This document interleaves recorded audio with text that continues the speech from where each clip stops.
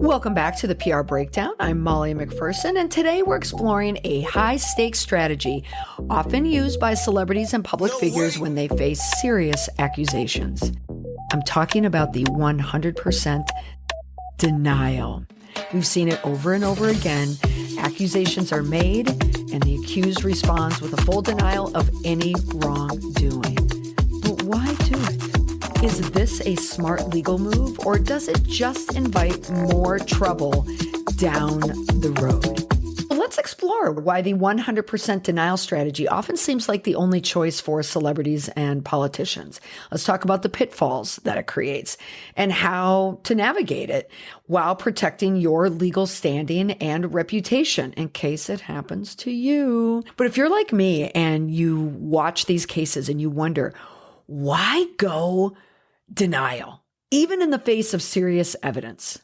Now, for many listeners, I know you have jobs to manage the company's or a candidate or a CEO's reputation. So it's important that you know how to safely communicate the risks that come with the denial route and the consequences that always follow. Always. Let's get into it. When accusations fly, public figures often turn to 100% denial. For some, it's about protecting their reputation. For others, it's a legal necessity. But while it can work in the short term, there are risks that can cause more harm in the long run. For example, let's rewind the timeline and land back in August of 2023. We had Lizzo and the allegations of harassment and abuse. The About Damn Time singer was accused by 3 former dancers of creating a hostile work environment, sexual harassment, and weight shaming. These accusations ran counter to her public persona as a champion of body positivity and inclusivity. And at this time, if you followed me on social media, I jumped in real time because I noticed how dangerous this 100% denial strategy was going to be for Lizzo. And if you want to talk about timelines and you want to talk about the Molly timeline, for people who've known me for years or worked with me for years, they'll say to me, or they're likely saying it behind my back too, why all of a sudden is Molly doing all these interviews? Why do people all of a sudden care about Molly McPherson? It's because I went on TikTok and started talking about it. Lizzo was really the case that landed me more in the public eye.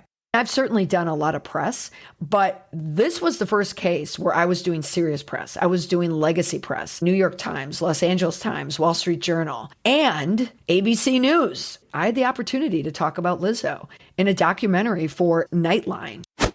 I think being famous puts a target on your back, but I think anyone who's known online, if there's a parasocial relationship that someone has with the public, there's always a risk of something happening.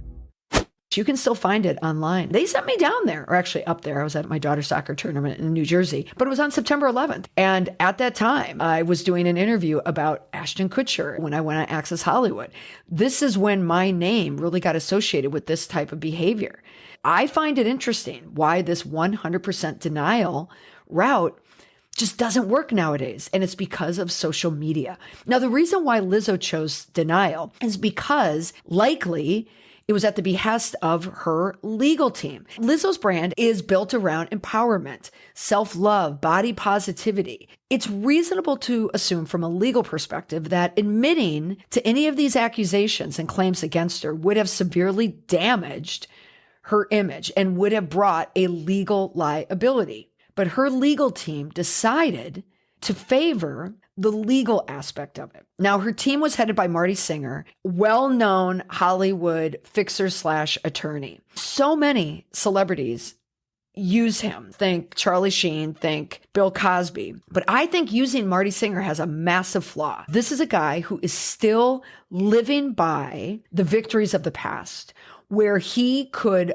bulldog his way into any case, into any reputation situation with a potential jury pool. He just assumed that he'd be able to fix it, probably editorially as well. What Marty Singer, I think, is starting to learn, or if he hasn't figured it out, Lizzo certainly has. Her financial advisor certainly has, because her reputation and her stake in the music industry has tanked. She's probably lost a lot of money because they chose the legal route. Why I think this was particularly wrong is because this wasn't a case that there was a threat of her going to jail. The punitive nature of it was just going to be money and yeah, a reputation hit, but she absolutely could have admitted to part of the blame. But instead, they went full denial. In this lawsuit, the plaintiffs made reasonable accusations about how they were treated. However, Lizzo's attorney, Singer, wanted to show a contradiction to what was being said. He called it a bogus lawsuit that will be proven by the facts. Here's a few things that she posted on Instagram, which served as her official media statement. Quote, "These last few days have been gut-wrenchingly difficult and overwhelmingly disappointing. My work ethic, morals, and respectfulness have been questioned. My character has also been criticized. Usually I choose not to respond to false allegations, but these are as unbelievable as they sound and too outrageous to not be addressed." I'm going to end quote right there. I don't think if you know Lizzo, just even on the surface, no one's questioning her work ethic. No one's questioning her morals or respectfulness. In these types of statements, that's what they want to point to. The egregious behavior is that the public is actually questioning her work ethic. When you use language that blames the victim, that serves as a red flag that there is cover. They know there is guilt. They're going the full denial route. The denial strategy likely stems from this need to avoid further lawsuits. It's understandable. The feeling is a partial admission might open the door to additional claims. However, by publicly denying the claims and calling them false and outrageous, Lizzo positioned herself as the victim of these, quote, disgruntled former employees. But these former employees are dancers. The public is more likely to empathize with dancers, not a multi-million-dollar singer. And the accusations of weight shaming directly contradict her message of self-love, making a total denial essential to preserve her core values and fan base, sure, but it could have been messaged in the right way, that she has higher standards, that maybe she's putting the weight shaming on others because she's not facing it herself, a woman who's of larger size. There's so many ways that she could have messages showing not just vulnerability, but also truth. So yes, she did avoid an additional legal trap by admitting fault. However, it did not help maintain the loyalty of her fan base, many of whom aligned with that body positive messaging. The case highlighted the difficulty of reconciling public persona with private actions, and her denial was scrutinized more intensely. And that is the risk, and it's a big risk. Because further details will always emerge on social media from other people, and in this case, the dancers themselves. They went on the media circuit. They did a media tour to defend themselves. Here's what she could have shown instead. Here's Lizzo with the answer. I think vulnerability is sexy. I think vulnerability is extremely powerful. That's why, you see me in my most vulnerable state. Show vulnerability. In her statement, she talks about being an artist who's always passionate about what she does. She takes her music and her performances seriously because at the end of the day, I only want to put out the best art that represents me and my fans. Quote, that came from her statement. But what she should have said is what comes with that passion and hard work and high standards that I set on myself, I set it on other people. And sometimes I lose my way. And I should understand that other people aren't going to have the same standards that I do, or their standards just could be different. I need to respect their standards. These were great dancers who did exactly what they needed to do, but I was the one who expected too much. You're not going to take a massive legal hit. Maybe you pay out a check of your millions that you already have, but people will respond to that vulnerability. That's what she should have shown. Another example in the timeline brings us all the way up to last week, where I discussed how Garth Brooks was hit with a lawsuit alleging sexual assault by a makeup artist and a hairstylist. The accusation was not just damaging to his career, but also to his reputation as a family-oriented country music star. And it also affected his wife, Trisha Yearwood, also a famous, popular country singer, successful. Now her reputation is hanging in the balance as well.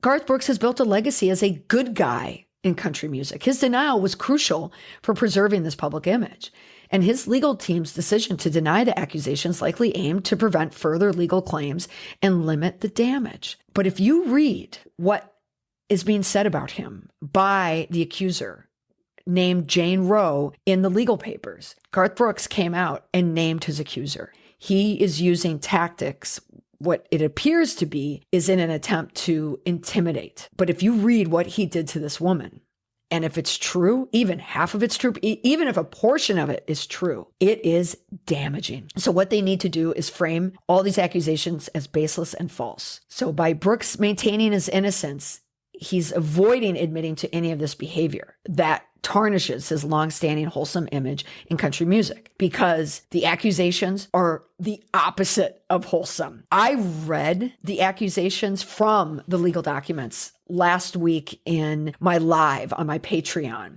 I do a weekly breakdown. It's like an extension of this podcast. And I read it, and the community, it affected the community. I was looking at the chats as I was reading it. It is damaging.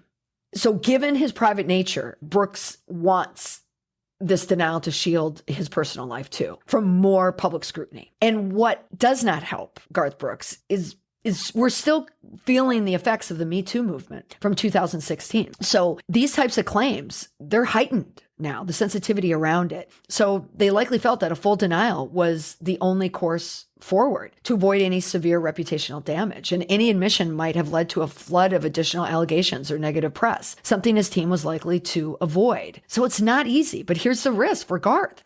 Even if you read these court documents, you know that there's a possibility that he crossed the line with Jane Roe, the victim. I'm not going to name her, even though he has. Even if it wasn't a legal one, let's say we're going to believe what Garth Brooks is saying and that she may have been acting out of vindictiveness or looking to exploit the situation for personal or financial gain. Let's say that is true. But a reasonable person would assume that he likely crossed the line somewhere with this woman.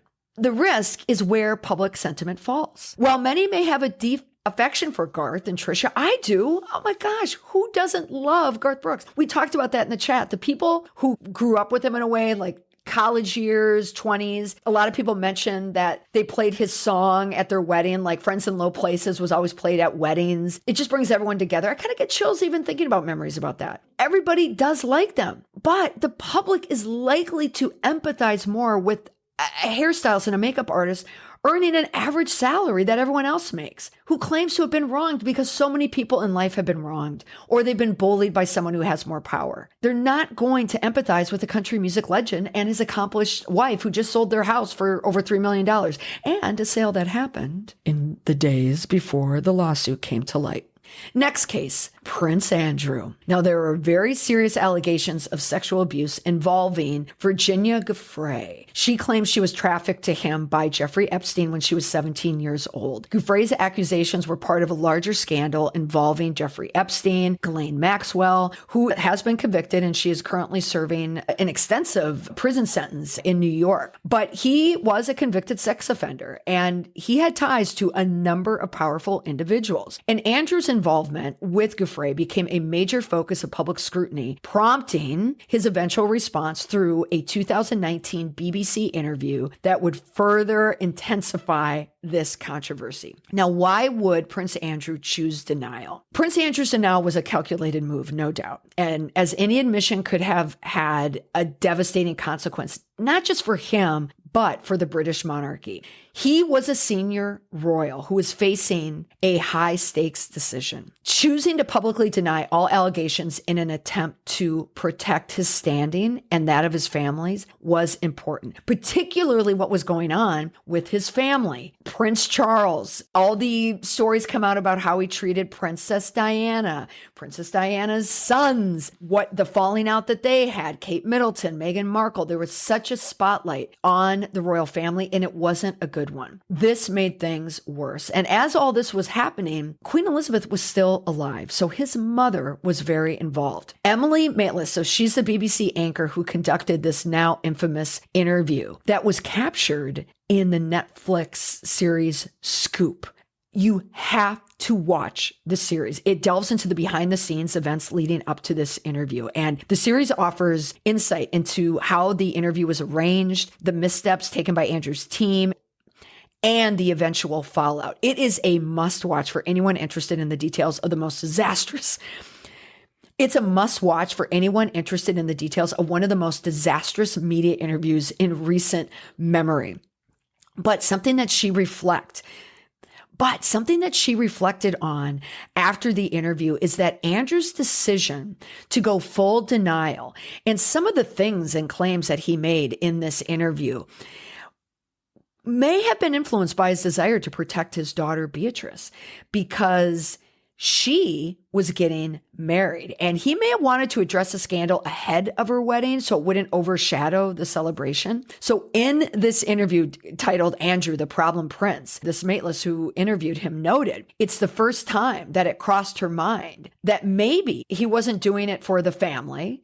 He wasn't doing it for all the other reasons. He was just doing it for Beatrice. But what did he do? In the interview, and if you watch Scoop and believe what's happening behind the scenes, he did not prepare properly, and also he allowed his ego to carry him a lot further than it should have. He had bizarre explanations and complete denial that did not answer questions, but only raised more. His claim that he couldn't recall ever meeting Giuffre directly contradicted a widely circulated photograph of the two of them together, and he asserted that it was photoshopped. Additionally, he said, "There's a slight problem with the sweating because I have a peculiar medical condition, which is that I don't sweat."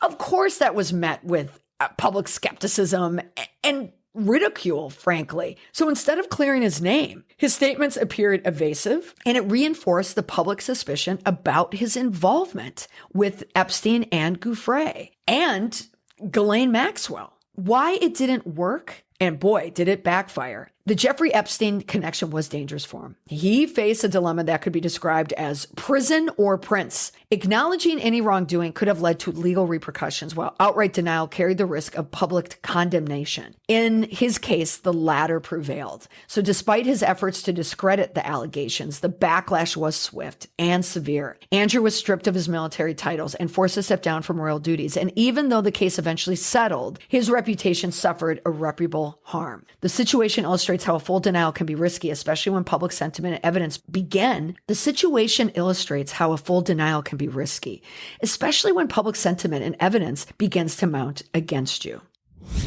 The next example, in 1998, Bill Clinton famously denied having an affair with White House intern Monica Lewinsky. His statement, "I want you to listen to me. I'm going to say this again.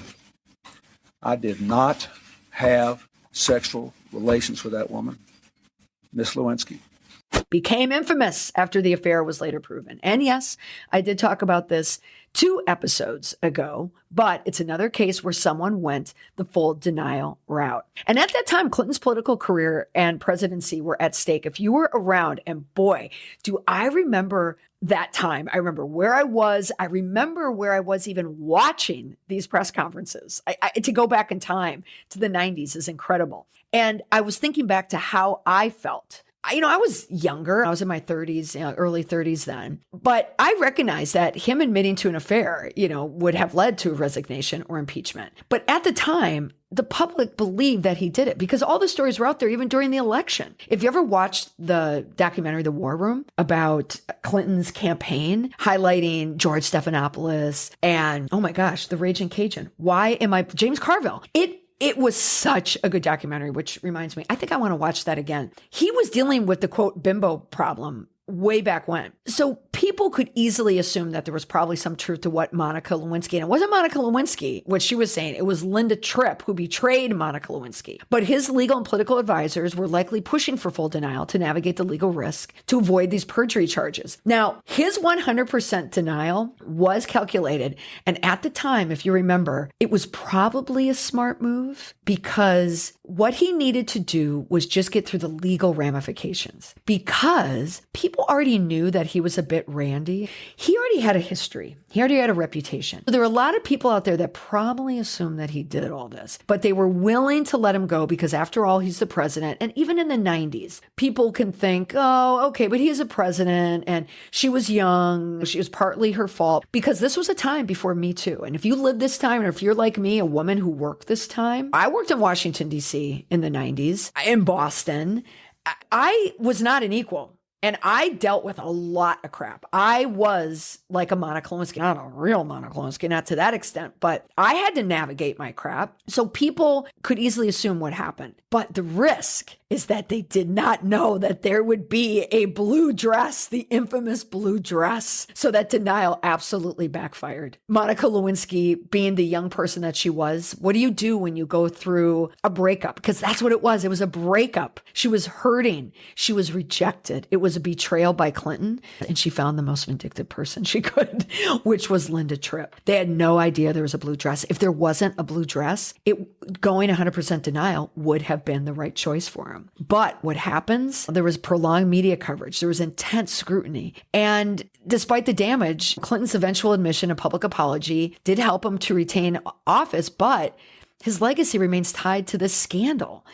And the Clinton case highlights how the initial denials, especially in a political crisis, can lead to more serious consequences if exposed as lies.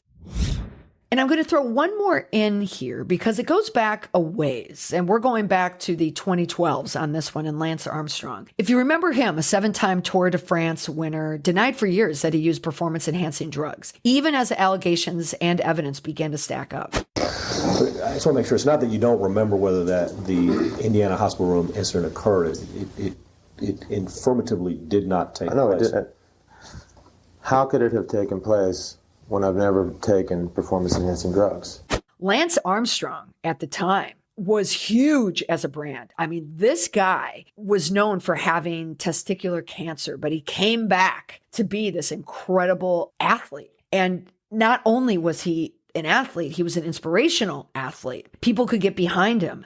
The brand deals, the money, the power that he had. His brand was built on overcoming cancer and dominating the world of cycling. A denial helped protect his legacy and all of these lucrative sponsorships. It was likely a calculated move to avoid losing his titles as endorsements, which were critical to his image and his income. In fact, they were to all of it. But his 100% denial, that was consistent over a decade, he was positioning himself as a victim of false allegations, of jealousy. His aggressive denials allowed him to maintain his titles and endorsements for years, even as the evidence began to emerge. And it was when the U.S. Anti-Doping Agency released this report in 2012 that Armstrong's denial crumbled, and it led to his being stripped of his titles and losing major sponsorships. Armstrong's prolonged denials damaged his credibility even more than the doping itself. It was the line.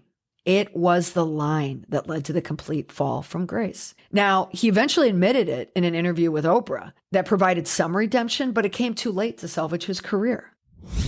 So what can you take away from these high-profile cases? If you or your company or someone you work with or a loved one is ever facing a similar situation, you don't need to be a president, a prince, a Tour de France winner. You don't need to be a big country singer, and you don't need to be about damn time singer, but you could still be someone who is in the public eye. You could be someone whose legal issue or whatever your scandal is happening perhaps in a local newspaper or on social media. 100% denial in this day and age is always risky, always, because it does come with the risk of everyone finding out anyway. So what do you do? One, you should consult legal counsel immediately. So you should consult a lawyer before making any statements, especially in a public crisis. The stakes are too high to act without professional advice. Because if you're dealing with a legal situation, you need legal counsel. But in that same effort, maybe even before the call to the lawyer, you need to make sure that there is a reputation management person, a crisis management person. A Molly needs to be a part of those conversations, and you need to call Molly at this time. You do not call Molly at the end. Everybody calls me too late. I cannot tell you how many times I have said in my head, or I have said to a client here and there, if you would have called me at this point, we would have done this route. But because you're calling me at this point, we now need to do this route. Because it's important to be careful with denials. You need a reputation management in there to work with the lawyer. They need to work in harmony. You cannot have a lawyer represent you both legally and reputationally, because while 100% denial might seem like the safest legal route, it can backfire if evidence contradicts your claims. And you know what? Nowadays, there's always evidence. So you want to weigh the risks of total denial versus a more nuanced approach. Next, and what a lot of people in these case studies did not do, they did not show empathy. You can get through these legal, tricky situations if you show empathy, even in your denials, because in many cases, showing empathy for the situation without admitting guilt can soften public perception. Acknowledging the pain or frustration of others can help maintain credibility. That is what is missing in all of those cases. They did not acknowledge the victims. They did not speak about the victims. But in all cases, it was either the victim directly or indirectly that contributed to the downfall. For Lizzo, it was not just the dancers, but it was all the fans. For Lance Armstrong, it wasn't him just buttressing his claims. He was also losing support from fellow cyclists. It wasn't just envy with them. He was trying to paint them as envious, but he was sullying biking. He was sullying the cycling industry.